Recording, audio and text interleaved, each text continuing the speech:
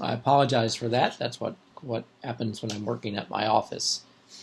Um, so William was called. So there were these competing popes, and I left when I left you. I was saying that there are other popes even today in the Eastern Orthodox Church. There are a couple of leaders in the Coptic Church. There are also popes as well. But in this particular time, in the Western Christianity, there were competing popes. One was at the Vatican in Rome. The other one was in Avignon in France. So William was summoned from England to come and stand trial for some of his theology because they thought that he was challenging some of the accepted things of the church, accepted beliefs of the church, with his philosophy, this razor thing, this denying the metaphysics, and such as that. And so when he was brought there, this period of the papacy, by the way, is sometimes referred to as the Babylonian captivity of the papacy. And so when he was called there, he got caught up in a controversy. The controversy is being that he was a Franciscan. Franciscans take a strict vow of poverty, and they believe that the clergy should own no property whatsoever, should have nothing of their own whatsoever. And so William of Ockham got caught up in this controversy, and he actually made the claim that the Pope should take a vow of poverty as well and should have no possessions of his own. And as a result of this, the Pope was quite dissatisfied with him and was going to excommunicate him. In fact, he did excommunicate him. That was Pope John the 22nd. And William of Ockham managed to escape from Avignon, France, and went and lived with one of his benefactors in Bavaria, Emperor Ludwig, there in Bavaria. And so it's there that he lived out the last of his days when he contracted the Black Death or the Black Plague and died around the year of 1349. And so with this, we're really ending then medieval philosophy. And we're entering then into a period that's commonly known as Renaissance philosophy. And from Renaissance philosophy, we'll continue on there with Renaissance, going beyond Renaissance philosophy into what is commonly called continental philosophy and such. And but a couple of words about that. There aren't a lot of philosophers that we'll really take note of between the year 1450 and 1600, which is commonly referred to as the Renaissance era. What we do see during this period of the Renaissance meaning rebirth, we know that during this time there is an extraordinary amount of exploration, human exploration. Remember, it's, if we're looking at the period between 1450 and 1600, it's during this time that Christopher Columbus set sail, and he's looking for a westward route to the Indies. Remember, there are a number of other things that are happening during this time. A number of other periods of explanation or people who are exploring during this time. You have Magellan, who's exploring, and Cortez, who is exploring. And they're all looking for these western routes to the Indies. And remember, when Columbus landed, he thought he had landed in the east, when actually he had landed in islands that we would come to know as North America, of course, and Hispaniola and the islands there in the Caribbean. So there is a great deal of human exploration during this time. And that is one of the characteristics of this rebirth period. So philosophy is not, it's not to say that there were no philosophers, because certainly there were philosophers during this time, but there's not as much emphasis on philosophy, with the exception of someone like Erasmus. And Erasmus was a humanist philosopher. And so with humanism, there is this idea that humanity and the ideas of humanity take precedence, or perhaps should take precedence, over clericalism.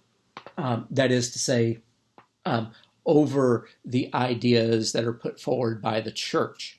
It's not to deny theological ideas or the ideas put forth by the church, but it is rather to say that human ingenuity takes a precedence, and human intellect takes a precedence over these clerical ideas that the church has put forward.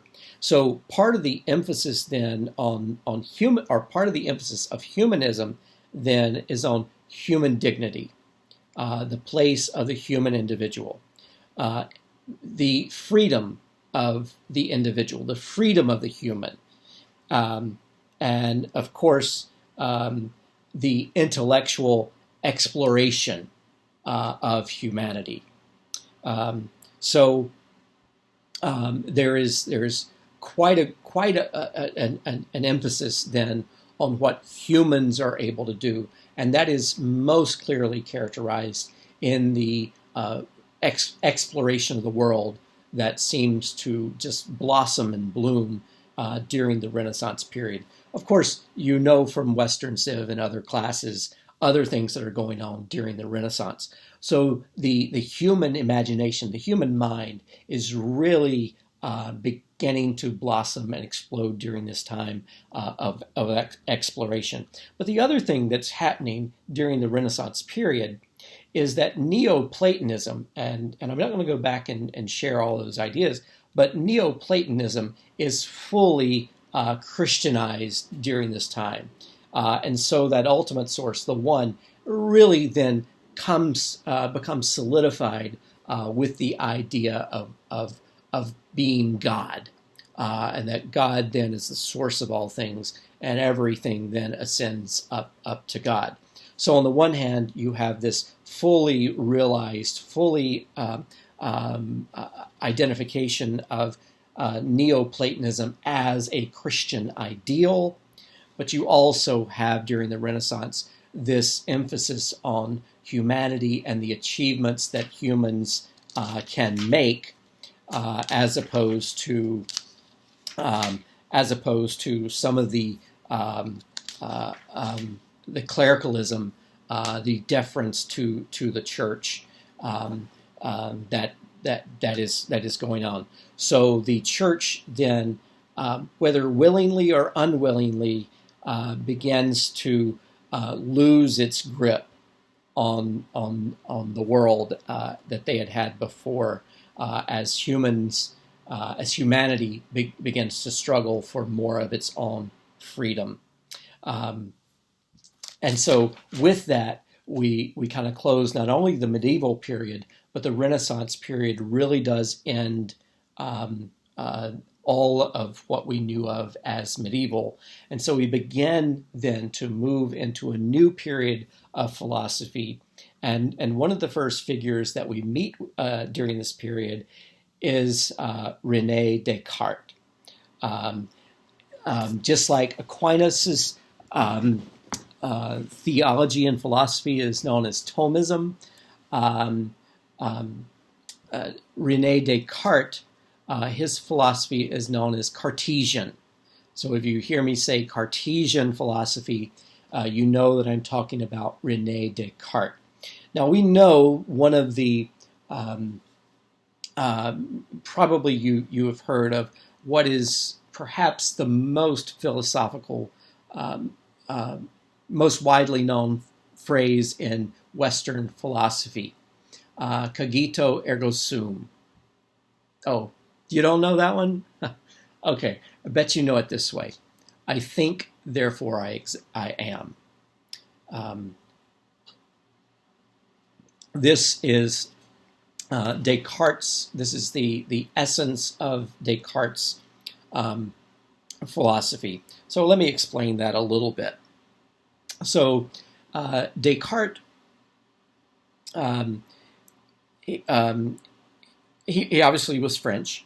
He lived between the year roughly 1596 to 1650, and so he really ends with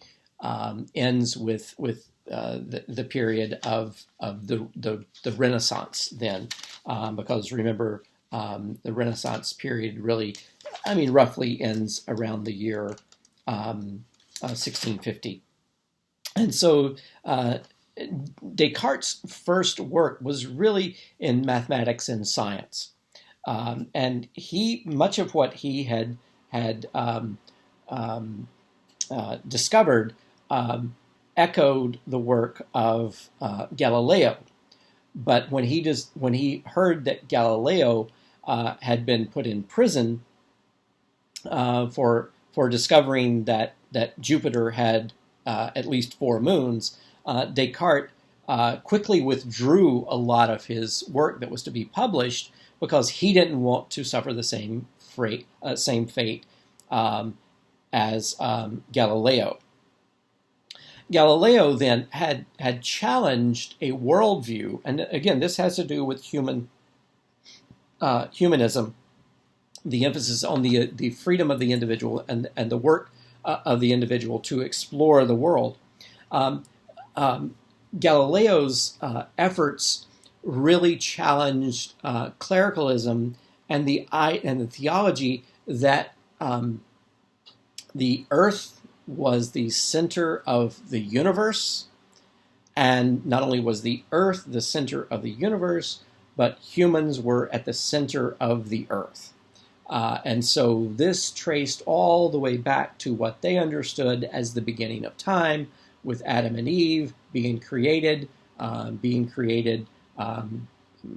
ex nihilo, out of nothing. God created them, put them in the Garden of Eden, and all then of the earth revolved around that, which they were our primal parents. They gave birth then to their own children, which then procreated with each other and propagated the species, and then all the universe revolved around that. Well, Galileo's discovery put a challenge to that, and that if there were other planets out there and they had moons that orbited around those planets, then perhaps the world that we have come to know it, perhaps we're not the center of the world. So the cosmology then that had been accepted up until this time was being challenged by Galileo. Descartes, realizing this, withdrew the work that he wanted to present and wanted to be published, and he began then to think of another way that he could publish his ideas without getting into trouble. And one of the ways that he did that was to conceive of his work through a book, a series of meditations. And I'm going to give you, I'm going to post for you a number of pages. Actually, it's about 22, 23 pages. I don't expect you to read every word of it, but I would expect you, because I will ask you some questions about this. I'll give you a quiz on some of this. And two of the meditations that I'm going to give you are on, and this is how he published and how he got around being in trouble the way Galileo was one of his meditations is on the nature of the human mind. And it's here where his idea of "I think, therefore I am" is articulated, and then the second meditation that I'm going to give you, it's actually his third meditation, is on the one that argues that God does exist, of God that he exists. And so I'm going to give you these two meditations. I'll upload them as a file for you to look over and you to read. But Descartes was a practicing Catholic, but he believed that religion, as it was conceived and followed by his fellow Catholics, including the most powerful ones, was riddled with contradictions and superstitions. And he wanted to try to find a way to decouple those superstitions and those contradictions from faith. He thought that a correct picture of humanity would include both spiritual values and the capacity for rigorous scientific investigation. So really a dualism then, much like what Occam had talked about, special revelation, this revelation that comes directly from God, and then the use of the senses to understand things. And so Descartes has much a similar view of this, whereas on the one hand, he believes that there is spiritual values, and on the other hand, there is scientific investigation. And Descartes is going to champion what he's later, what your textbook and what could be known as radical doubt. And radical doubt says that anything that can be doubted must be doubted. Now, that excludes, of course, anything that would too much challenge the church of his day. And so there's some parts of theology that he doesn't want to challenge quite so much because he's afraid of the fate of Galileo. But he does develop this idea of radical doubt and saying that anything that can be doubted must be doubted. And part of that was because he believed that if religion did not challenge itself, that it would become irrelevant in the world in which we live. And so that's why he devised to put his philosophy in these meditations. The meditations are works whereby he begins to think about things, and it's all framed within a thought exercise. It can be very difficult to follow sometimes, but that's why I wanted you to have an example of what he's doing here. But it can be difficult to follow because it's a thought experiment. And so at times he will say, imagine this, or think about this, or is this a possibility? And the whole idea of that is so that he can get around the church. They are meditations, after all, framed within a religious sort of way. And so he hopes that he will not get in trouble for framing his radical doubt in this way, in these forms of meditations. So he announces that the senses can be deceived. Now, one of the ways that he proves that our senses can be deceived, and so this goes to the fact that if it can be doubted, it should be doubted. And so he says your eyes are a perfect example of that. Right now, if I take this pencil, I'm going to find one of these. Yeah. So you think that pencil is straight, but watch it. It bends. It bends. Look at there. Look at it bending. Yep. You see it bending, right? Yep. What about my thumb? Look, I can detach it, right? I can detach it. Watch this. Pull my thumb right off. See that? I detached my thumb. I'm going to put it back together. Yeah, there you go. See, put it back together. And of course, there's the classic one that we do with children. Got your nose. Look at there, got your nose. So Descartes offered some ways to think about that. One was a mirage, that as you look out into the distance, you think it looks like water. And he says that's your senses deceiving you. Your eyes are deceiving you. Or if you look down a road, that road is straight, but it looks like it narrows toward the end there. But here it looks like it's so wide. It's wide enough for a wagon or a chariot. But down there, it gets much narrower. Or as he talked about, the oar that's in the water. If you've ever been canoeing or anything like that, or rafting, you know that if you look down at your paddle in the water, it looks like it's bending. It looks like it's bent in the water because of the way of the refraction of the water. So he was trying to make the point that our senses can deceive us. And so therefore it lends itself, even our senses, the things that our senses tell us, those things should be doubted and those things should be questioned. But he realized that perhaps the only way to keep his method from leading to his destruction is to put it in the form of meditations, and that's what he's attempting to do.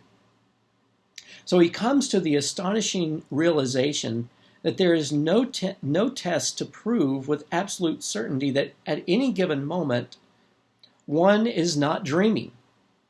So, for example, I've asked you this in class. How do you know that you're not dreaming right now? I know I had this strange dream last night about attending someone's funeral and then leaving with someone, and it was really weird. I had another dream last night about a watch. I don't wear a watch. I wear a road ID for when I run, and I dreamed that there was a watch that was the same width as my road ID, and it was like an Apple Watch or something, and it had my ID on it and various things like that, and it was too small, but I liked it. It was a great watch. That dream seemed so vivid. Well, how do I know I'm not in a very vivid, real dream right now? Maybe I am. Maybe you are. Maybe I'm dreaming that you're there, and you're dreaming that I'm there. How do we know that? Descartes said there's really no way to tell that. Or maybe we're all being imagined up in the mind of some evil genius or something like that. There's no way to know except the fact that Descartes said, even if I'm dreaming, the fact that I can think within the dream that I'm dreaming means that I must exist. This, for the field of philosophy, this becomes groundbreaking because it is the first time that humanity is trying to prove its own existence. The first time in philosophy that we're really thinking about our own minds and what our own minds do and how they function. And so Descartes' meditations then are quite groundbreaking in the realization that, I am real. My senses can deceive me. I can even have realistic dreams. But the way that I know I'm real is because I have a mind. And that mind tells me that I'm real. I really exist. And that then becomes the essence of Descartes' philosophy. Philosophy then in the West is going to pick up on this and carry it even further into a discussion about how do we know that we're real and what is real. But this is groundbreaking in the realm of philosophy. This self-awareness. You're not depending on forms, you're not depending on senses or anything like that. You're simply depending upon your own mind to know that you are real and that you exist. Well, continuing on with his effort to not get into too much trouble with his philosophy, because he knew again of Galileo and he knew of others who had gotten into trouble. So he then begins to devise um, a way of proving that God exists. And really, his first way of proving that God exists, he comes up with kind of two theories. Well, the one is just a reformulated ontological argument as put forth by Anselm. And so you can find it, if you will, on page 172 of your textbook. But it's really just a reformulation of the ontological argument, which, yeah, I'm not even going to read it to you. But then the second one is a formulaic argument that says the fact that I doubt proves that I'm an imperfect being. And this is sort of going to be ontological argument as well, a being greater than which nothing can be conceived. So he says there, the fact that I can doubt proves that I am an imperfect being.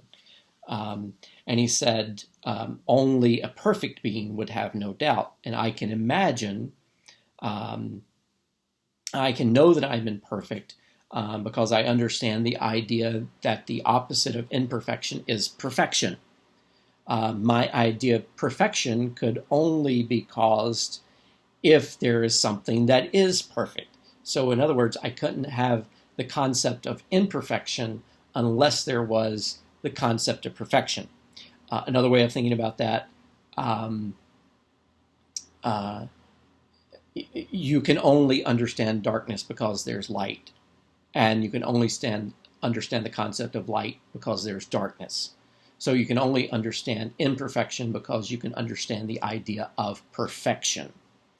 And so therefore he concluded that there must be this perfect place where everything is perfect, and that then is God.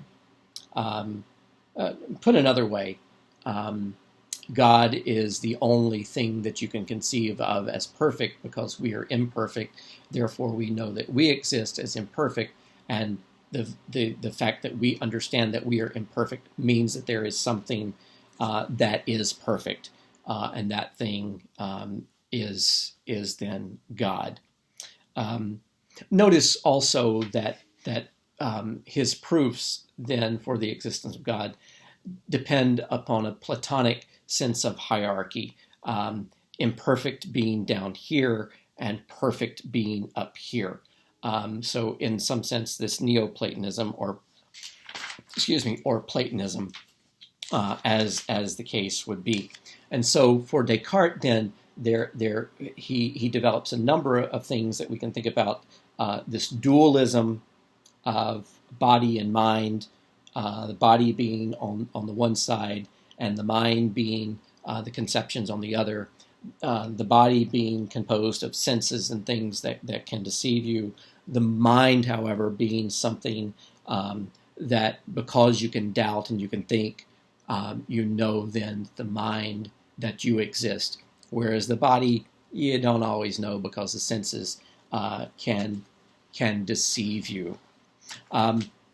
So with that, my jaw is continuing to hurt. So I'm going to wrap up this portion of the lecture today. So it's too late to tell you this, but it's going to come in two portions. I'll email you that, and we'll continue to pick up next week.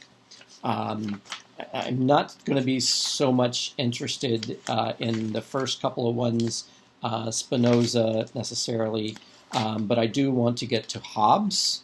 Hobbes has some fascinating ideas. Hobbes and Locke, the reason I want to get to them in particular is because their philosophy does contribute to the founding form of government in the United States. We'll also get to Berkeley and Hume. We'll really get into some of those because they, and Immanuel Kant, because they do have a great deal of influence on us. And at some point, Hegel, they don't, in here, I want to pick up with John Stuart Mill.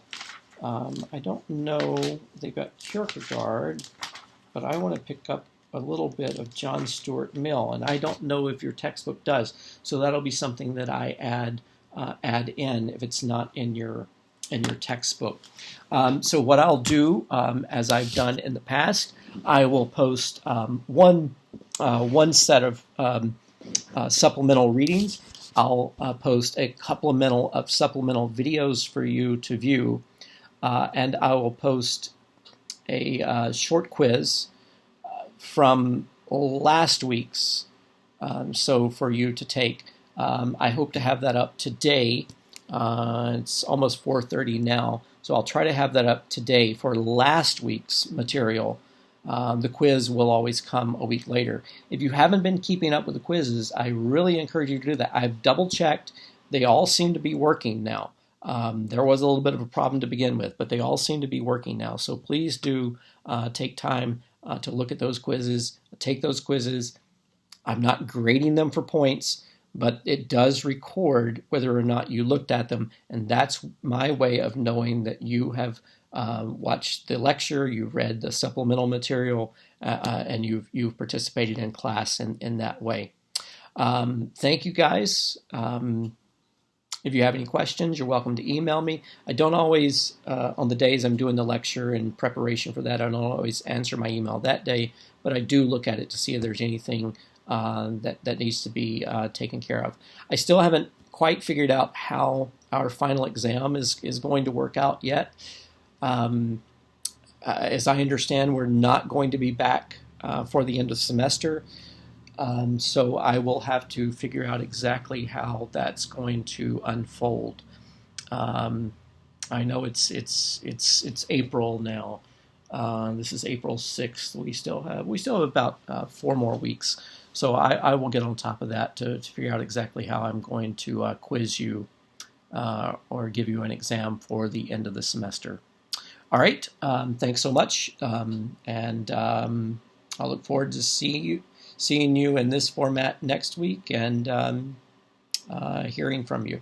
I will get your papers graded in the next day or two and get all the grades posted. I just don't believe in posting partial, because then you're hearing from your friends that they got a grade but you didn't. That's not fair. So I don't want to post a portion of them. I want to post them all at the same time.